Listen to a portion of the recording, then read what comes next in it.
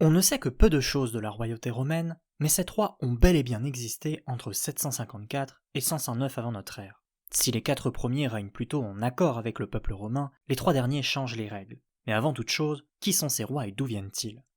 Le premier d'entre eux est Romulus. Il fonde la ville le 21 avril 754 ou 753 avant notre ère. Il est le fils de la Vestale Rhea Silvia et du dieu Mars. Son règne est marqué par une guerre contre le peuple des Sabins. À l'issue du conflit, Romulus s'allie au roi sabin Titus Statius, dont il épouse la fille. Les deux rois règnent ensemble et ouvrent l'épisode des rois latino-sabins, régnant jusqu'en 615 avant notre ère.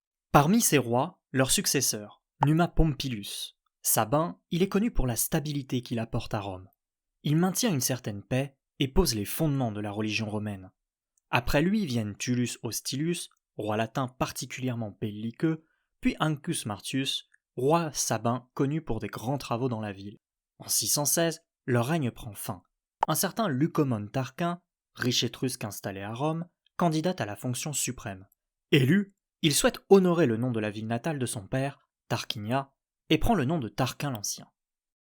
Il inaugure le règne des rois étrusques et par son assassinat en 579 avant notre ère, préfigure leur destin sanglant.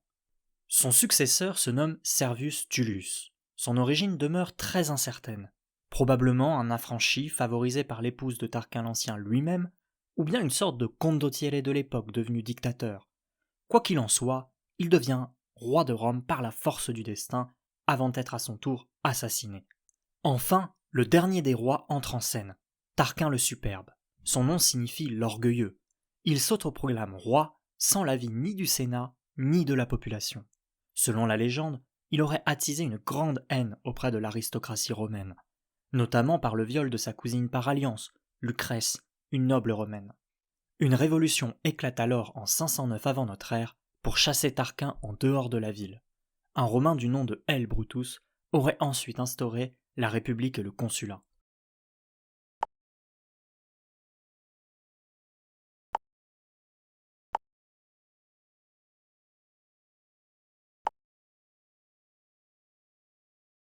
Les rois latino-sabins ont toujours plus ou moins respecté les règles, notamment de leur élection, et les Étrusques beaucoup moins. Lorsque Romulus fonde la ville, il est élu roi par les patres ou pères des villages alentours. Ces patres, ancêtres des patriciens, sont les chefs des gentes, les familles les plus puissantes. Chacun possède des privilèges religieux, notamment la capacité de prendre les auspices.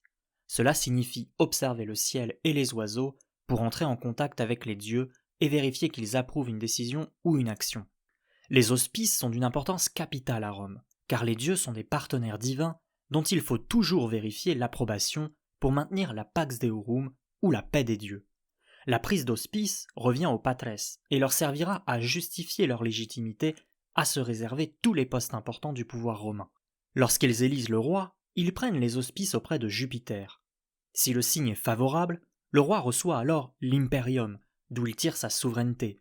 L'imperium correspond au pouvoir suprême de commandement militaire, civil, de coercition, droit de mort compris. Après avoir été choisi, donc après avoir reçu l'approbation des dieux et des patres, Romulus réunit ces derniers en conseil pour l'assister. C'est l'ancêtre du Sénat. Puis, il organise la population en 3 tribus, chacune répartie en 10 curies de 100 hommes, soit 30 curies au total. Apparaissent alors les assemblées curiates, ou ce qu'on appelle les comices curiates. Événement plus dramatique, il aurait également enlevé les Sabines pour assurer à la ville une descendance. À la fin de son règne, il aurait disparu sur le champ de Mars. Certains affirment qu'il aurait été assassiné, d'autres qu'il a rejoint les dieux.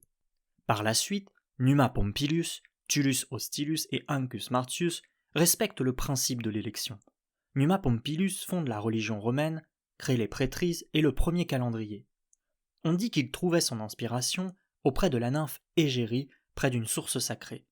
Il fonde par ailleurs les grands cultes dédiés aux dieux romains. Tullus Hostilius est tout le contraire. Belliqueux, il détruit la ville d'Albe, celle du grand-père de Romulus et Rémus, offrant un combat mythique de l'histoire romaine, celui des 3 Horaces romains contre les 3 Curias albins. Il termine son règne en affrontant le peuple voisin des Sabins, qu'il réussit à vaincre. Enfin, Ancus Martius, relativement favorable à la paix, fonde le port d'Ostie, élève le pont Sublicius en amont du Tibre et construit la première prison romaine sur le Forum. Il mène surtout des expéditions militaires contre les peuplades latines des environs. Le premier roi étrusque aurait respecté les principes de l'élection. Tarquin l'Ancien mène alors des guerres contre les Sabins, les Latins et même contre les Étrusques, tout en effectuant de grands travaux dans la ville. On lui doit une nouvelle muraille, un système de canalisation plus tard connu comme le Cloaca Maxima, mais aussi le grand cirque entre le Palatin et l'Aventin. Côté religion, il débute la construction du temple de Jupiter capitolin. Enfin, il augmente le nombre de patres, autrement dit de sénateurs, mais aussi de troupes de cavalerie. Assassiné, il laisse la place à son gendre, Servius Tullus.